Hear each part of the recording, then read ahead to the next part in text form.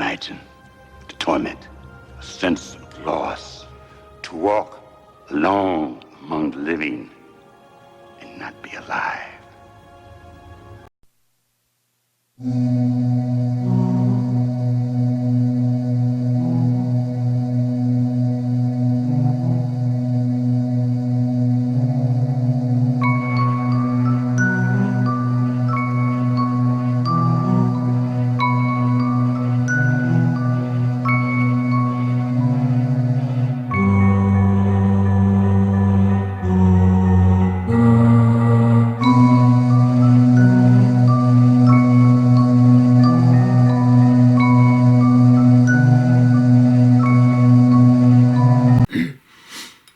Hey everyone, how's it going? And welcome back to another episode of Saturday Night Horror.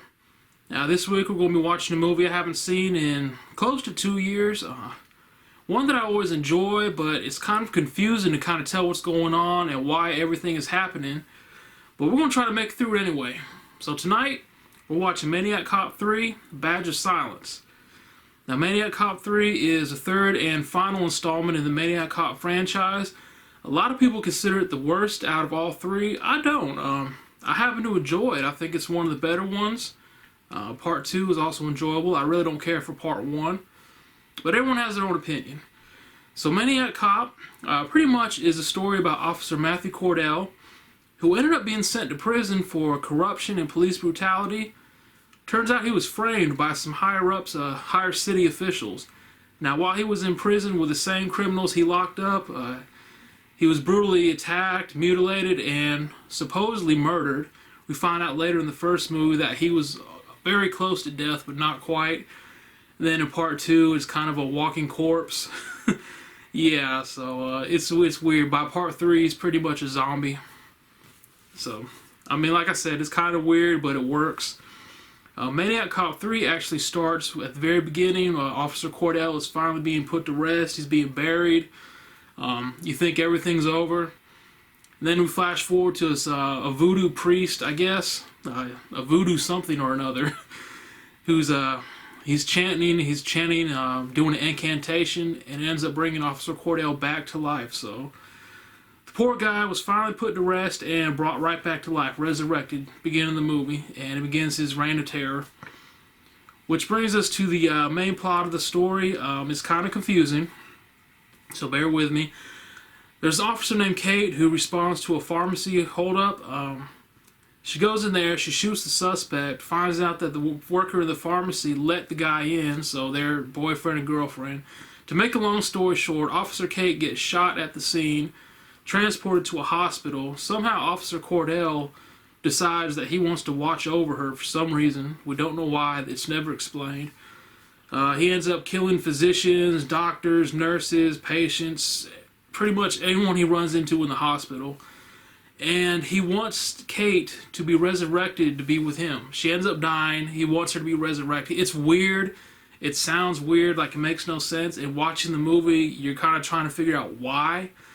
They never really explain why this Officer Cordell wants this other policewoman to be resurrected to be with him.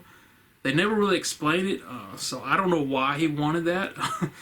Like I said, it's kind of a mess, man. And I know you're watching this like, what the hell is this dude talking about? Hey, you'll just have to watch the movie, man. It is hard to explain. The funny thing is, it's a really good movie, though. As confusing as it is, it's good. So I'm looking forward to it. Like I said, haven't seen it in about 2 years. Definitely looking forward to it.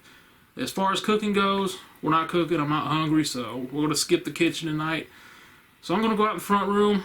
We're going to watch Maniac Cop 3, and when it's over, I'll tell you what I thought. So, let's head out there. Let's watch a movie. Alright, here we are. Maniac Cop 3, Badge of Silence. Like I said, it's been quite a while since I've seen this, and I'm definitely looking forward to it.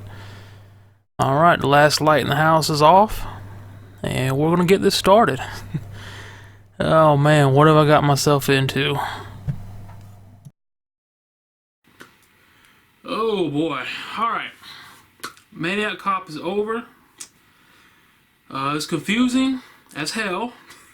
Still a fun movie to watch, but it's just... like I said, you watch it and you're trying to figure out, why does he want this girl resurrected to be with him? Why do they want this to happen? Why is this happening? Why is that happening? It's just, I don't know, man. It's like they were throwing crap against the wall and seeing what would stick. And I kind of get it, because this did have some behind the scene problems. It had script rewrites. The main actors and actresses, they wanted to be in the movie. Other people didn't want them in, so they changed that up. They had people drop out of the movie. It was just, it was doomed from the beginning, so to speak, but somehow it turns out to be an enjoyable film, as confusing as it is. The acting is pretty decent. It's not bad at all. Like I said, just the plot and the things going on in the movie is confusing. Most of the time, I found myself asking, okay, why are they doing this? Or why does this person want this to happen? They don't explain it. It's just, like when they bring Cordell back to life at the very beginning, he goes to the hospital and watches over this girl. No explanation why. Then he wants the priest to resurrect her after she's dead. No explanation why. It's just weird, man. It's like, I don't know. It just, it left a whole lot of questions, but then it did have one of the funniest car chases you ever seen. Cordell is actually on fire for about a little over 5 minutes, maybe 7 or 8 minutes, driving a beat up police car, chasing the two main characters. It's hilarious, man. And the only complaint I have about this movie, I know I said a lot about the confusing nature. It is what it is. My main complaint, though, was this is supposed to be Maniac Cop, but there's not a whole lot of focus on the Maniac Cop, Officer Cordell. It's more of the other things going on, and then he's just, oh, hey, I'm here. It's like he was making a cameo in his own movie. I didn't think it was enough focus on the Maniac Cop. But then again, with everything that was confusing, all the plots and stories going on, maybe it's best he didn't feature as much. He probably wanted to stay as far away from that colluded mess as possible. And I know I'm dragging down on it, but it is a good movie, man. It's confusing as hell, but I mean, it's pretty good. It's enjoyable. It's not too gory, so if you don't like gore, you'll be fine with this one. I think the worst is a guy gets X-rayed over and over again. His skin starts to melt a little bit. I mean, that's really the goriest it gets, other than a few stabbings, and there's a defibrillator kill. That's pretty cool, but I mean, nothing out of the way, nothing off the wall. Now, there is a ridiculous kill at the beginning of the movie. Officer Cordell, he throws the guy up in the air, pulls out a 6-shooter, shoots him a couple times before the guy hits the ground. That was hilarious. But overall, it's enjoyable. You might have to watch it a few times just to get a gist of kind of what's going on. But it's enjoyable, man. And I remember the first time I ever saw it was on late night TV. It was about 2 in the morning. I'm flipping through channels and I see the car chase scene where this zombie looking cop is on fire. I was hooked. So we're going to end it right there, man. It's a confusing mess, but a good confusing mess. It's a good movie, fun movie. In my opinion, it's definitely not the worst in the franchise. Part 1 gets that honor to me, which is boring, but everyone has their own opinion. So, I recommend Maniac Cop 3. Definitely check it out if you want a good laugh. That's going to do it for today. Next week, we're going to be watching The Blob from 1988.